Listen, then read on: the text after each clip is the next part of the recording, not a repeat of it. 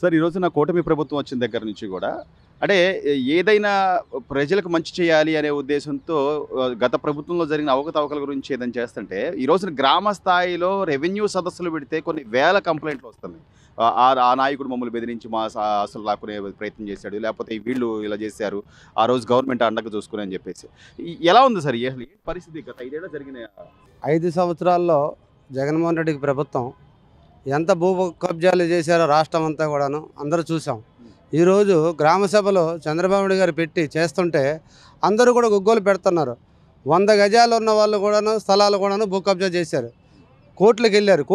జడ్జీలు కూడా కొనుక్కున్నారు, లాయర్లు కూడా కొనుక్కున్నారు, వాళ్ళు రోడ్డు పాలు చేశారు. మాది విజయనగరం అయినా మా చుట్టుపక్కల కూడా అంతలక్కలు కూడా అదే విధంగా నడుస్తుంది.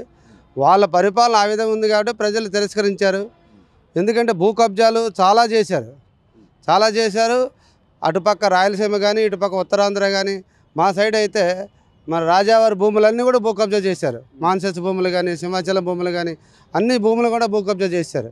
ఈరోజు ప్రజలు పూర్తిగా బుద్ధి చెప్పారు. మా జిల్లాలో ఒక్క సీటు కూడా లేదు, అంతా కూటమి ప్రభుత్వమే. చంద్రబాబు నాయుడు గారు సమర్థుడు, ఏదైనా చేయగలరనేది ఒక నమ్మకం ప్రజల్లో కలిగింది. కాబట్టి ఈరోజు ఆ భూ కబ్జాలన్నీ నారా లోకేష్ గారు కానీ చంద్రబాబు గారు కానీ బయటికి తీసి అందరూ కూడాను శిక్ష పడేదాకా వదిలిపెట్టరని సభవర్గా తెలియపరుచుకుంటున్నాను. జగన్మోహన్ రెడ్డి గారు ఒక పక్క పోర్టులకు సంబంధించిన భూములు ఆయనే అంటే చాలా తక్కువ ఖరీదుకి వేల ఎకరాలకు సంబంధించిన పోర్టుకు సంబంధించిన ఇది తీసుకున్న నేపథ్యంలో అంటే రాజే అలా ప్రవర్తిస్తే ఆయన కింద ఉన్న వాళ్ళు కూడా అదే చేస్తారు కదా.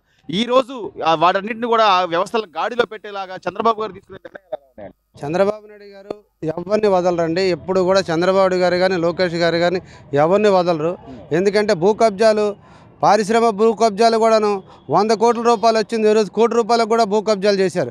ఇండస్ట్రియల్ పార్కులు కానీ వాళ్ళకి నచ్చిన వాళ్ళకి మా బొబ్బిళ్ళు అయితే వాళ్ళకి బొత్స సత్యనారాయణ గారు వాళ్ళకి నచ్చిన వాళ్ళకి భూ కబ్జా చేసి ఇచ్చారు. మొత్తం ఎవరికి కూడాను ఎక్కడ కూడా భూ కబ్జా 10 కోట్ల రూపాయలది 50 లక్షలు కూడా ఇచ్చారు. జగన్మోహన్ రెడ్డి రాష్ట్రం అంతా చేసింది ఎంతో ఇచ్చేసి చంద్రబాబు నాయుడు గారు వచ్చిన తర్వాత మా కూటమి వచ్చిన తర్వాత రాష్ట్రం బాగుపడుతుంది. ఇంకా ముందు ఇంకా చాలా ఇప్పుడు వచ్చి 5 నెలలు అయింది, ఎక్కువ సమయం అవ్వలేదు. ఇంకా 5 సంవత్సరాల కాలం ఉంది. ఇంకా 5 సంవత్సరాలు కూడా 10 సంవత్సరాల వరకు పవన్ కళ్యాణ్ గారు చెప్పినట్టు 10 సంవత్సరాలు చంద్రబాబు గారు ముఖ్యమంత్రిగా ఉంటారు. మన రాష్ట్రం కానీ విజయవాడ కానీ ఉత్తరాంధ్ర కానీ రాయలసీమ కానీ సస్యశ్యామలు అయిపోద్ది. అందులో మటుకు ఎటువంటి సందేహం లేదు. మాకు మైనార్టీలకి ఎంత అన్యాయం చేశారంటే మాకు ఫైనాన్స్ కార్పొరేషన్లో ఉన్న డబ్బు కానీ వక్ఫ్ బోర్డులో ఉన్న డబ్బులు కానీ మొత్తం ఎక్కడ నేను వక్ఫ్ బోర్డు చైర్మన్ చేశాను విజయనగరం జిల్లాకి.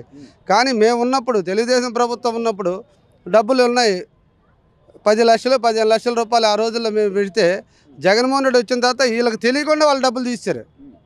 అంటే ముస్లింలకు న్యాయం చేయాలన్నా ఏ కులానికి న్యాయం చేయాలన్నా బీసీలకు చేయడం ఒక చంద్రబాబు గారికి సాధ్యం. చివరిగా ఈ రోజున మన అమరావతి రాజధాని అన్న తర్వాత అమరావతికి రైల్వే కారిడార్ కానివ్వండి, లేకపోతే రైల్వే జోన్ కానివ్వండి, లేకపోతే అక్కడ మళ్ళీ రోడ్లు నిర్మాణాలు మళ్ళీ వేగంగా పుంజుకున్నాయి. ఇక ఇప్పటికైనా మళ్ళీ అమరావతికి పూర్వవైపు అమరావతి అంటే చంద్రబాబు నాయుడు గారు వచ్చిన తర్వాతే అమరావతి పూర్వ వస్తుంది. ఇంకా 5 సంవత్సరాలు కేంద్రం కూడా మనకు అన్ని విధాల సాయం సహకారాలు అన్నీ చేస్తుంది.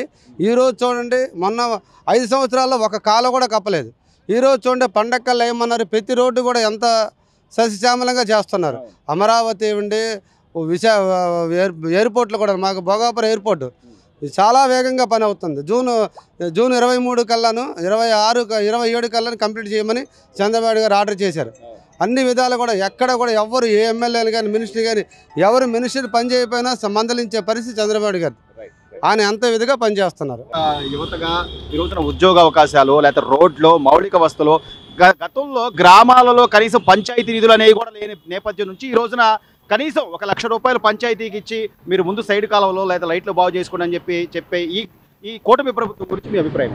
కూటమి ప్రభుత్వం అయితే అంటే ఇచ్చిన హామీలు అయితే కొద్దిగా లేట్గా అమలు చేస్తున్నారు, కానీ ఉన్నదానికి డెవలప్మెంట్ కోసం లేదా రాజధాని కోసం లేదా రైల్వే జోన్ కోసం బాగా కష్టపడుతున్నారు. ఎందుకంటే మనకి అక్కడ మెజారిటీ సెంట్రల్లో కూడా ఉంది కాబట్టి ఆ అవకాశాన్ని అయితే నిజంగా చాలా బాగా వినియోగించుకుంటున్నారు. ఈయన అంటే మన జనాలు ఇలా ఆలోచిస్తారు, కానీ ఈయన్ని ఒక 10 years 15 years ఒకలే సీఎంగా చంద్రబాబుని సీఎంగా ఉంచేయాలండి. అలా అయితేనే డెవలప్మెంట్ ఏంటి అనేది జనాలకు అర్థమైంది. ఎందుకంటే పథకాలు ముఖ్యం కాదు, డెవలప్మెంట్ ముఖ్యం. డెవలప్మెంట్ వస్తే ప్రతి కుటుంబం, పేద కుటుంబం అనేది పేదరికం నుంచి అవకాశాలు ఉంటాయి. జనాలకి ఏంటంటే ఉచిత పథకాలు కాదు, మెయిన్ ఉపాధి కల్పించాలి. ఎందుకంటే వైఎస్ఆర్ ప్రభుత్వంలో అదే ఫెయిల్ అయ్యింది ఫస్ట్ 2 yearsలో. ఏంటి, సిమెంట్ వర్క్ ఏం లేదు, సిమెంట్ పని చేసిన వాళ్ళకి ఏం లేదు, మొత్తం వ్యవసాయ పనులు ఏం లేవు, చాలామంది వలస వెళ్ళిపోయారు. కానీ ఈ గవర్నమెంట్ వచ్చాక అదే ఆలోచించాలన్నమాట. మెయిన్ ఏంటంటే ఉపాధి కల్పించాలి. ఉపాధి కల్పించారా జనాలు దేని గురించి ఆలోచించరు, ఎందుకంటే వాళ్ళ పనుల్లో వాళ్ళు బిజీగా ఉంటారు. ఆటోమేటిక్గా మనకి స్టేట్ డెవలప్మెంట్ అవుతుంది, నెక్స్ట్ ఇన్కమ్ వస్తుంది, జనాలు బాగుంటారు. అయితే వీళ్ళ విధానాలు అయితే మటుగా చాలా బాగున్నాయి. మీరు అన్నట్టుగా పరిశ్రమలు, ఉద్యోగాలు ఇవన్నీ వస్తూ ఉంటే, చేతిలో డబ్బులు ఆడుతూ ఉంటే, ఒకరి నుంచి ఒకరికి మారకం మారుతూ ఉంటుంది. ఇవన్నీ వదిలేసి నేను పథకాలు ఇచ్చాను, నేను బటన్ నొక్కాను అంటే రాష్ట్ర అప్పులు ఎవరు కట్టాలి, మళ్ళీ లేకపోతే వాళ్ళ తల మీద ఉన్న భారం ఎట్లా, ఇవన్నీ ఆలోచించుకుంటే మొన్న ఎన్నికలప్పుడు ప్రజలు ఆలోచించేసారు, పక్కా ఆలోచించే ఓటేశారండి. ఎందుకంటే మారుమూల ప్రజల గ్రామాలకి అదే పెన్షన్ తీసుకునే వాళ్ళకి తెలియదేమో కానీ ఇప్పుడు నేను ఎంప్లాయీని, నాకు తెలుసు వాటి ఏం జరుగుతున్నది. వచ్చిన ప్రతి రూపాయి జనాల పంచిస్తే వాడు సోమరిపోతాయి తిరుగుతాడు, దానివల్ల ఇన్కమ్ ఉండదు. అసలు వాడి భవిష్యత్తు పోతుంది, ఇవతల మన రాష్ట్ర భవిష్యత్తు పోతుంది. జగన్ చేసింది నిజంగా అదే చేశాడు. కానీ ఈయన అలా కాదు, ఈయన ఏంటంటే సంపద సృష్టిస్తాను, జనాలు పంచుతాము. అలానే ఈ పథకాలు, ఉచిత పథకాల విషయంలో కూడా తొందరపడట్లేదు, గ్రాడ్యువల్గా అమలు చేస్తున్నారు. మన ఇన్కమ్ బట్టి చూసుకొని అమలు చేస్తున్నారు. సమయం తీసుకోవాలండి, సమయం తీసుకోకుండా. ఎందుకంటే చాలా అప్పులు ఎక్కువైపోయి ఇప్పటికిప్పుడు జగన్ లాగా ఈయన చేసినట్టయితే ఇంకా రాష్ట్రాన్ని నమ్మేయాలి, ఉద్యోగాలు ఉండవు, రోడ్లు బాగావు. ఇప్పుడు ఏంటి, పల్లెటూరులో సంక్రాంతి కల్లా టార్గెట్ పెట్టుకున్నారు. ప్రతి ఊర్లో పల్లెటూరులో రోడ్లు బాగుండాలి, మంచినీళ్ళు ఇవ్వాలి ప్రతి గ్రామానికి. కానీ పవన్ కళ్యాణ్ నిజంగా అంటే వాళ్ళైతే కూడా మనస్ఫూర్తిగా చేస్తున్నారు. కానీ జనాలు కూడా అది తెలుసుకోవాలి.